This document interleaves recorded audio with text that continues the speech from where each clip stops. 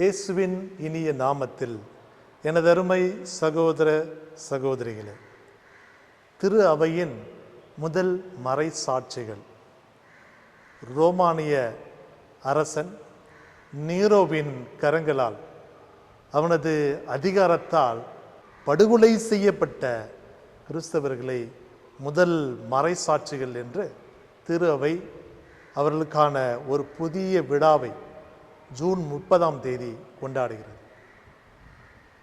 எங்கிருந்து தொடங்கியது நமது திரு அவை? இயேசுவின் பிறப்பிலிருந்து தொடங்கியதா, அவரது பணி வாழ்விலிருந்து தொடங்கியதா என்றால், உண்மையான காரணத்தை நாம் கண்டோம் என்றால் இயேசுவின் சிலுவையிலிருந்து தொடங்கியது நம் திரு அவை. இயேசுவின் கல்லறையிலே பூத்தது நமது திரு அவை. அப்படியாக இயேசுவை அவரது வார்த்தைகளை அடியொற்றிய சீடர்கள் யாவரும் தங்களது வாழ்வை இழந்துவிட அவர்கள் துணிந்தார்கள். அப்படியாக இந்த முதல் மறை சாட்சிகளை நாம் பார்க்கிறோம். கிபி 64 ரோமை நகரிலே பெரு நெருப்பு வெடிக்கிறது. அது ரோமையின் பல பாகங்களை அது அழித்து விடுகிறது.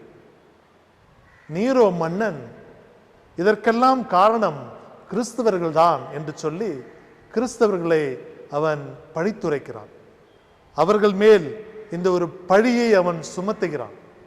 சுமத்திய பின்னதாக ரோமானிய மக்களுக்கும் அங்கு வாழ்ந்த சொற்ப கிறிஸ்தவர்களுக்கும் மிக பெரும் பிரச்சனை ஏற்படுகிறது. கிறிஸ்தவர்கள் அடித்து கொல்லப்பட்டார்கள்.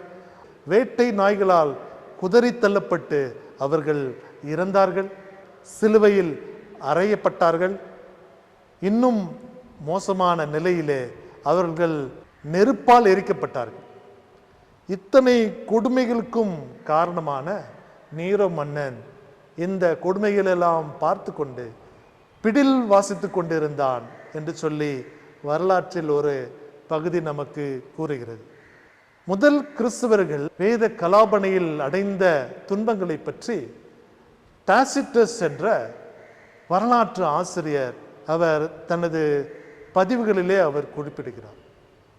அதிகமாக கிறிஸ்தவர்கள் கொல்லப்பட்ட அந்த சூழலிலே அவர்கள் புதைக்கப்பட்ட இடங்களை கேட்டகூம்ஸ் என்று சொல்லுகிறார்கள். கேட்டகூம்ஸ் என்றால் முதல் கிறிஸ்தவர்கள் அவர்கள் வைக்கப்பட்ட குகைகளிலே கல்லறையில் அவர்கள் வைக்கப்பட்டார்கள் என்ற நிலையிலே அவர்கள் இன்றும் கூட சாட்சியாக இருக்கிறார். இப்பொழுதும் கூட அந்த குகையிலே இருக்கக்கூடிய கல்லறைகளை நாம் பார்க்கும் பொழுது ஒவ்வொரு கல்லறையின் மேலும் ஏதோ ஒன்று எழுதப்பட்டு இருக்கிறது. அங்கே இயேசுவின் பெயர் எழுதப்பட்டிருக்கிறது. அங்கே இயேசுதான் உலகின் மீட்பர், இயேசுதான் கடவுளின் மகன் என்று எழுதப்பட்டிருக்கிறது. இங்கே இருப்பவர்கள் அமைதியில் இளைப்பாறட்டும் என்று எழுதப்பட்டிருக்கிறது. இயேசுவில் பிரியமானவர்களே, நாம் நினைக்கலாம் கல்லறையில் என்ன அமைதியிலே இளைப்பாற வேண்டும். ரெஸ்ட் இன் பீஸ் என்ற வார்த்தை முழுக்க முழுக்க ஒரு கிறிஸ்தவ உபயோகமாக இருக்கிறது. ஏன் அவர்கள் அமைதியில் இளைப்பாற வேண்டும் என்றால், அவர்கள் தங்கள் வாழ்நாட்களிலே பல துன்பங்களை அனுபவித்தார்கள். அவர்கள் தங்களது வாழ்வை தொடர்வார்களா என்று தெரிய முடியாத அளவுக்கு வாழ்விலே அவர்களுக்கு துன்பங்கள் நிகழ்ந்தன. ஆகவே மற்ற கிறிஸ்தவர்கள், மற்ற நம்பிக்கையாளர்கள் அவர்கள் அமைதியில் இளைப்பாறட்டும் என்று சொல்லி அவர்களது கல்லறைகளிலே எழுதி வைத்தார்கள். ஒவ்வொரு கிறிஸ்தவனும் இறந்த பின்னதாக அவர்கள் அமைதியில் இளைப்பார்கள் என்றால், அவர்கள் வாழும் பொழுது அவர்கள் வாழக்கூடிய அந்த சூழலிலே அவர்கள் மிகுந்த வேகத்தோடும் உற்சாகத்தோடும் அவர்கள் நம்பிக்கையை அவர்கள் தங்களது வாழ்க்கையிலே வாழ்ந்து காட்டினார்கள். அதற்கு சாட்சியமாக நின்றார்கள் என்பதுதான் இன்று நாம் பெற்றுக்கொள்ளக்கூடிய ஒரு அடிப்படை செய்தியாக இருக்க வேண்டும். இன்றும் கூட மறை சாட்சியர்களின் வாழ்வு நமக்கு ஒரு வித்தாக செயல்படுகிறது. இன்றும் கூட திரு அவை துன்பங்களுக்கு உள்ளாகிறது என்பதை உலக திரு அவை செய்திகளிலே நாம் அடிக்கடி தெரிந்து கொண்டே இருக்கிறோம்.